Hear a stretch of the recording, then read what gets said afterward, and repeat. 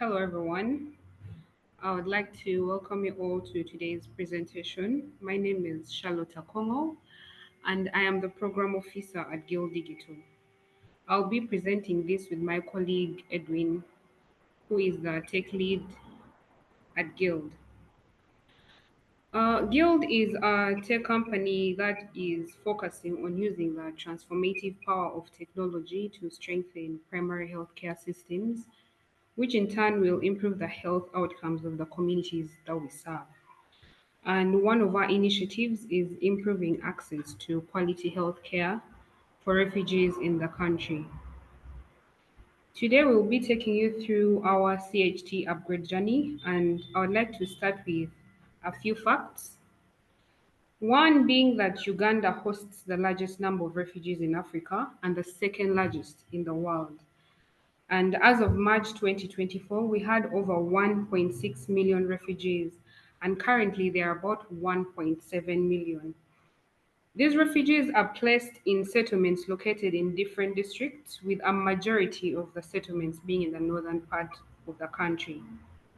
We can also see that in the capital city of Kampala, there are a bit of refugees, 8.8% of the total number of refugees. Refugee settlements in Uganda are located in hard to reach areas and are often plagued with a number of problems, and one of them being disjointed healthcare. As you can see, a study in 2022 said that 30% of refugees lacked access to healthcare globally. Now you can imagine what refugees in a third world country like Uganda face. The refugees are not able to access timely primary health care because of the few resources around them, and that's where the VHTs come in.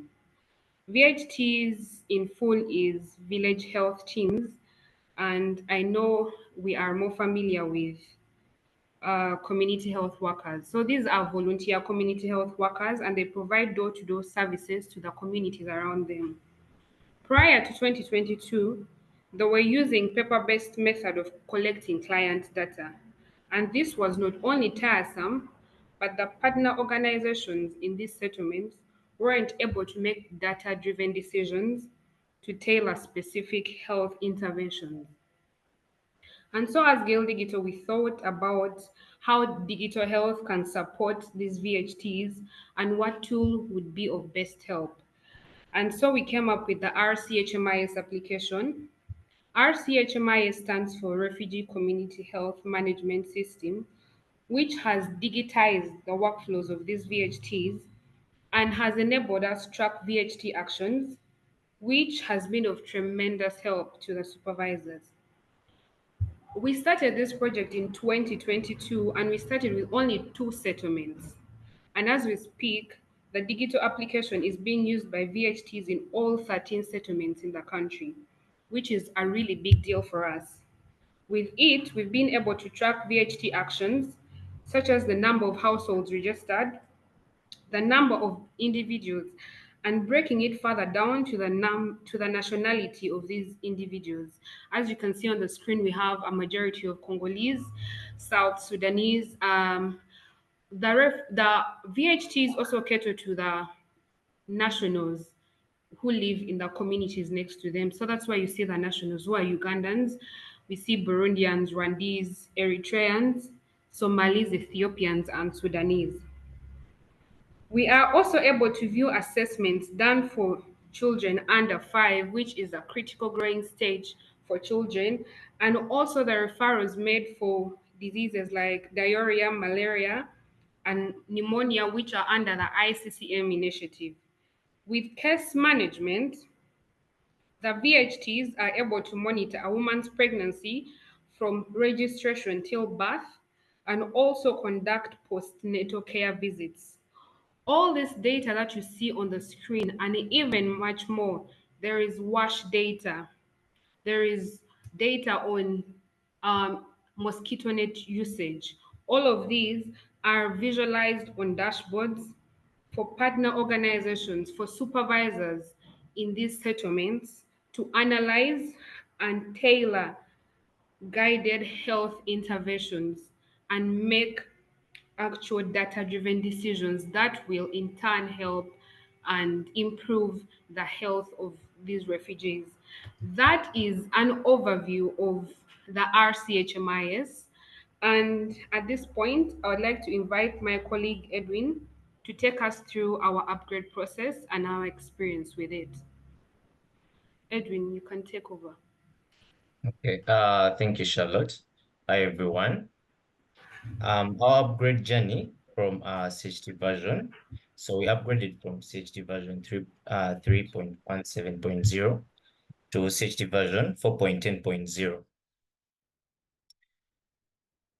Um, Medic, having talked about the upgrade and the benefits that come with the upgrade, we wanted to experience those enhancements and better support our users. And one of the reasons as to why we upgraded was to have the supervisor multi-facility feature for the supervisors who manage more than one VHT area. So our supervisors, we have supervisors who wanted to manage more than one area or one place. So with this feature that was in 4X, in 4.110, they were able to manage more than one area and overlook more VHTs. So we also wanted to experience the performance improvements. So we upgraded our dev instance first, and we noticed how the instance was faster, the enhanced, it was faster in performance, and we decided we should also upgrade to our production so that our users also experience this. Another reason as to why we upgraded was to improve our user experience. With having tested it from our dev instance and seen how the UI looked different and how it was easier to access, we did also upgrade our production. We have gotten feedback from our users of how nice and easy the UI has been for them. We also did an upgrade to have the aggregate targets. Because supervisors now can facilitate more than two areas. So we wanted our supervisors to also be able to monitor to see the aggregate targets of their different places that they have, that they are overlooking. So these aggregate targets also came with a feature where you can see previous data, previous reporting periods. You can see data for this month and also data for the month before that. So another reason as to why we decided to upgrade was to have the updates feature in the telemetry system. So this updates feature came with additional performance monitoring capabilities. So in this, you are able to know what forms are loading, the time they are loading, what forms are being opened by maybe the community health workers, and what forms are being exited. Maybe they open a form and exited. So you have to know, it helps you know why are they exiting this form, why did they open it and exit it, how many now, the number of PhDs were active. This can also track that. To go. So in the upgrade process, we also faced an upgrade process. This is the technical side that I'm going to take you through. In our upgrade process, the first thing that we made sure that we did was to back up the system. This was to clone the instance and create a snapshot. So we did back up our system because in case anything goes wrong, we're able to bounce back to the system. We also increased the volume and the space of the instance. Best double it. We doubled it, both the internal and the external volume, so that during the pre-indexing of the views, these views are able to fit on the space that we have increased, so that we don't face issues of the migration stopping due to limited volume space. And then we did start the migration. So during this migration, this might take time, maybe according to how big your data is. So in our case, it took us 4 days. We had data as large as 243 GB. So in these 4 days, our migration was successful and complete. So we also had to update the Enketo and web forms to 4x so that they can be able to be visualized on the 4x version. At the same time, after our upgrade, we made sure that we do verify the migration is complete by testing it through our team, and before we could share it to our users to also experience this. So after the upgrade process, we upgraded our Android flavor to the latest version. By then, when we upgraded, the latest version was 4.10 I mean, it was 1.4.0. So we did upgrade our mobile application to 1.4.0. We also faced implementation process. The upgrade process also had an implementation side where um, we aligned with our partners on the upgrade process and ensuring that the VHTs in the settlements had synced all the data by the agreed time. So we needed our VHTs to have synced by then so that after the upgrade, there is no one whose data is lost. So the other step that we took was once the dev team was done with the upgrade, we notified the supervisors to support the VHTs install the upgraded version of the RCHMIS app. So when we finished our upgrade, we like we had said, we also upgraded our flavor. So our flavor, we put it on a new application, and we wanted our VHTs to start using that new mobile application. So far, 1,167 VHTs out of 1,900 VHTs have installed the app, and they're using it for their duties. We need to reach a total of 2,600 VHTs. That's our target, and it's where we're leading to. We were able to train the VHTs in the urban settlement in Kampala on an upgraded version of the RCHMIS, the experience without hassle. So these are some of the images that some of the pictures that were taken during the process of training the urban VHTs, the ones in Kampala, with the new upgraded version. During also the upgrade or before the upgrade, we faced some challenges. And these challenges, the first one was limited volume size. Like I said before, we had to upgrade our volume size best double it. So before that, we had not done that, and we had embarked on the upgrade without doing this. During the upgrade process, the upgrade stopped because the size of the instance and the volume had gotten depreciated. So this was one of the challenges that we did encounter. We also encountered the challenge of using the wrong CouchDB URL. So before the migration or pre-indexing of views, you first do export the CouchDB URL because that's where the data is and that's where the migration data is going to come from. So we faced an issue with that, and below is a link of how this issue was solved. Some of the issues that we faced in that was using the wrong HTTP and using the wrong port, but with Medici's help from the forum, this issue was able to be solved. Another issue we faced was migration of data taking too long. We hadn't anticipated that it would take that long, but thought it would take like 3 days. But because of data having increased, it took us 4 days, 1 day more, and that's on our side. We took that as a challenge. So failure, the other challenge that we really faced was failure to delete the Medic OS 3.17 container and the proxy container. So after an upgrade, you have to delete the 3.17.0 container so that these new containers that are on 4x are the ones that are showing the data. We were unable to delete the Medic container. Every time we try to delete the Medic container, it would restart. So what was able to happen was we were able to stop the Medic container, the Medic OS container, and leave the proxy container running because the proxy container is not going to affect the new containers that are on 4.10.0, though the Medic OS container would, so you have to stop it. So that was a challenge that we faced. Another challenge that we faced was switching of forms. So, like I said, we upgraded so that so that our supervisors are able to be in our system, so to cater for our supervisors. After this upgrade, forms would try to push forms to a supervisor, and those forms would show in a VHT side. But those issues were able to be solved, and forms were able to reflect where they have to reflect. This were able to solve this from notes from the MEDIC documentation.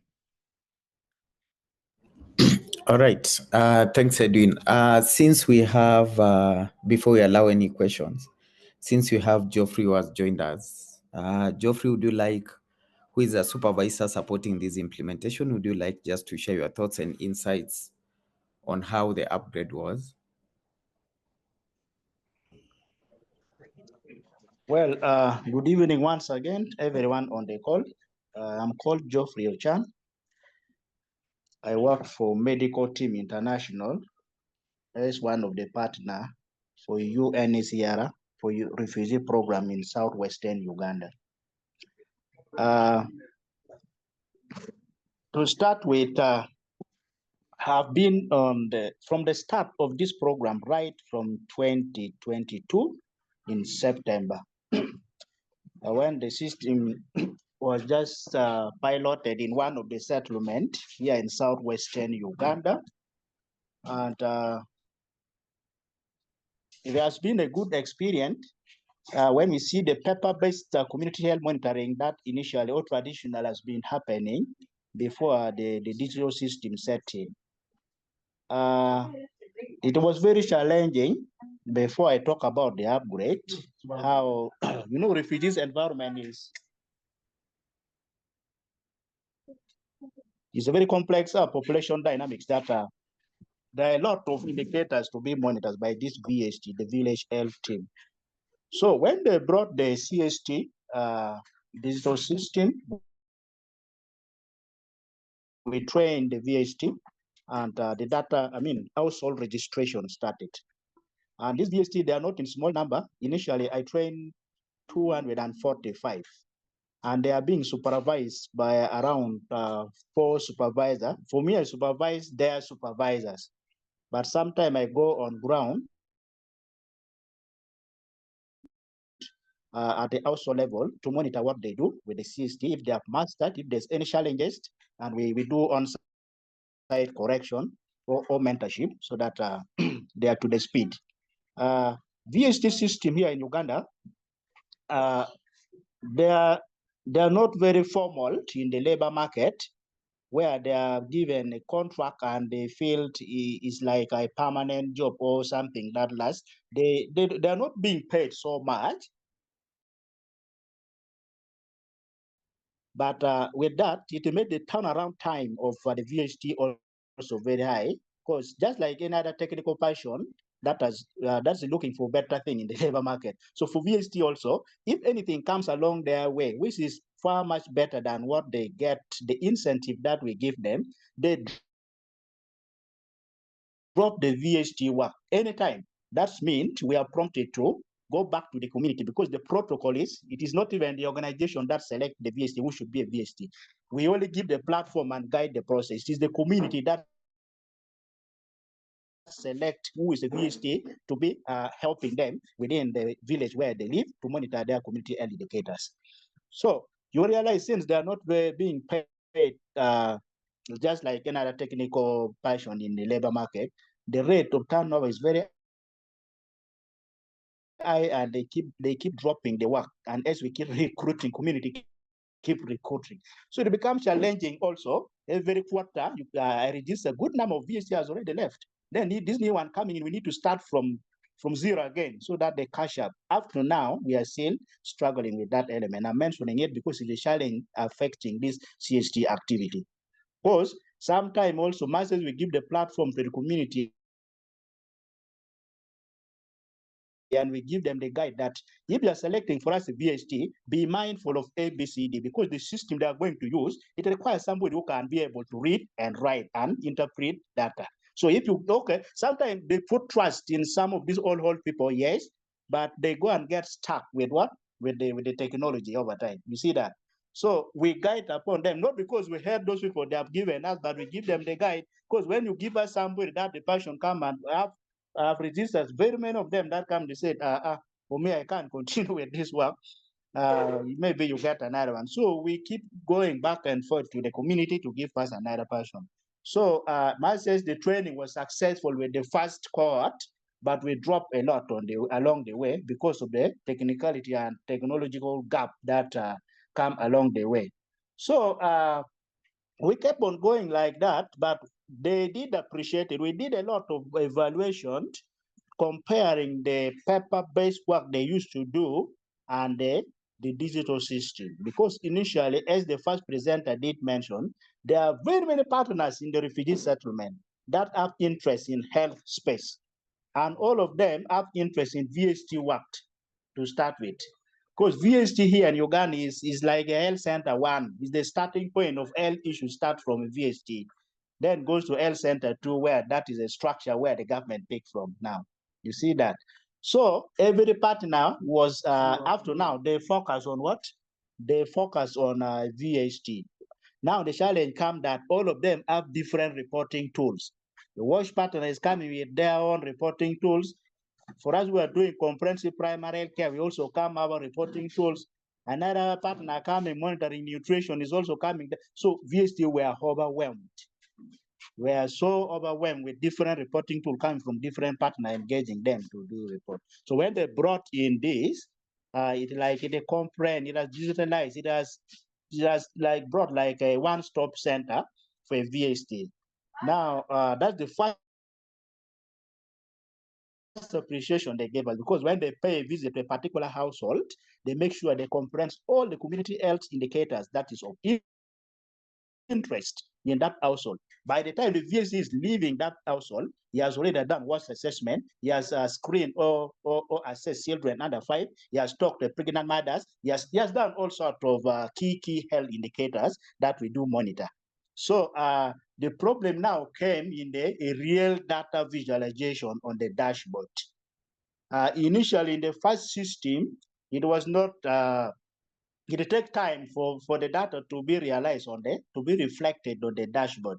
But over time, we thank the Guild Digital Company, they kept improving until now. There's some fair time now between VSC interface with the household that they have collected and what we see on the main VHD dashboard that comprehend all what happened within the multiple villages and the number of VHD data doing the work.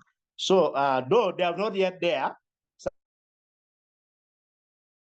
sometimes we reach field, we realize VHD has even synchronized, but when you come to the dashboard, the data there was not yet what? It's not yet reflecting what the VHD has done the other side. So we kept also questioning the Guild Digital that how come when we do support supervision with VHT in the field, and they have already done their best, but when we come to the dashboard, the data they are saying they have synchronized is not yet visualized. Then that is when they explain, I'm not the IT person, but they explain how the synchronization can happen and it take how long for that data to be seen. At first, we thought it was in real time. I leave the household now, the data is already there, but it was not the case. It takes within 24 hours to see that happen. So that was also a process before even this recent upgrade I've done. At least there's a fair time, some average time now to get that real-time statistic.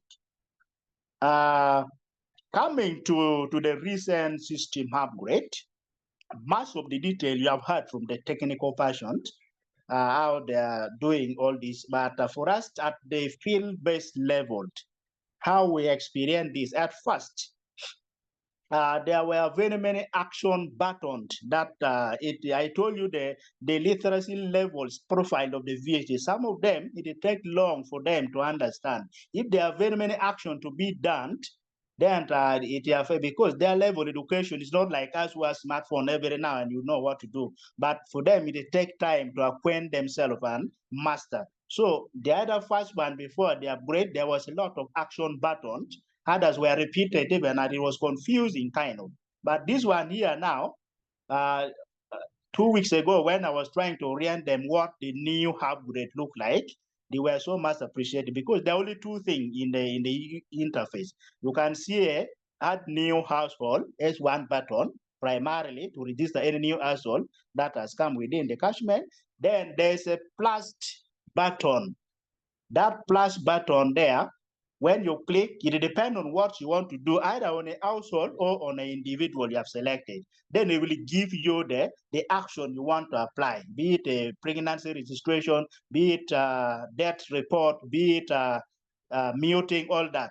So it has been centralized on that button, and they appreciate it because these old ways, they were getting lost with many buttons there. So with the new system, they have appreciated it more than because of very many action button that it was there before. So from VST, what I can say here in Uganda, the CST activity has picked up very well, and the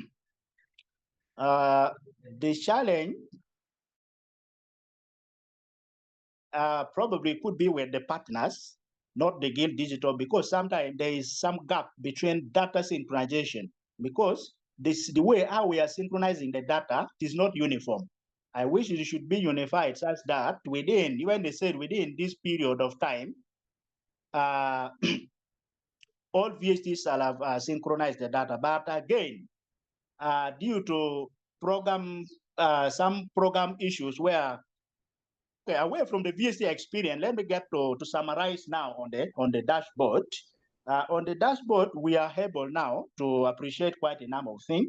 Example, when we do any mass campaign, now we have the registered statistic. So when we are targeting under 1, we just get there, the data is there, and that is the target we want to do. If we want to do under 5, about nutrition and public health, there are a lot of things that we do. So sometimes generating the denominators to come up with the program success, it was difficult. But right now, VC has registered every household and every population variable. It depends on what you do. You just go on the dashboard, you filter, you download, then you isolate the target group you want to work with them. So that is how it has simplified our work at this point. I know there are very many people who want to talk. Let me stop here, but all in all, it is still progressing well. Thank you very much. Over to you. All right. Yeah, thanks, Geoffrey. Philip, I know you are here. Phil, so would you like to comment on synchronization and reflecting on the dashboard? I know you have a presentation later, but I think it would be great for you just to respond to Geoffrey. Yeah, sure. So we have developed a tool that we've recently released for Ministry of Health Kenya that is targeted to exactly the issue that you're describing. It's called CHT Sync. I'll put links to the documentation in the chat. But basically, it's a tool to make sure that the data from CHT is reflected in dashboards in near real time and is much easier to monitor and to deploy. So I'll put the links in the chat, but to summarize, if you're interested in making sure that the data from the CHT is reflected in dashboards in real time, CHT Sync might be something to look at. All right. Yeah, thanks, Tom. Brian, I can see an input from you. Would you like to voice that in a few seconds?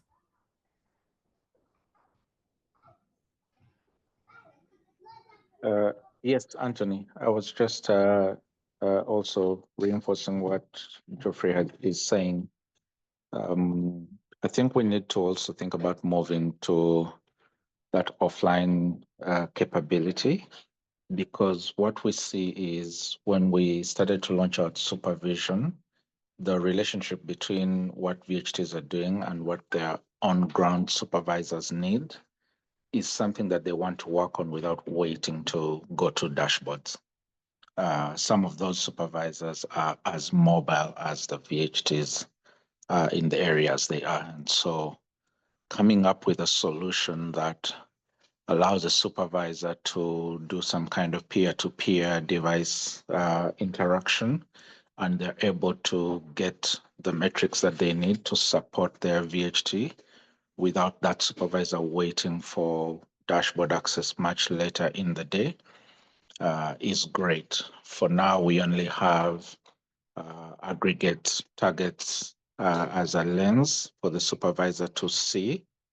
But again, we don't quite have the very direct interaction between a supervisor and a VHT in a true offline setting. And I think that would be something good to consider going forward. Thanks.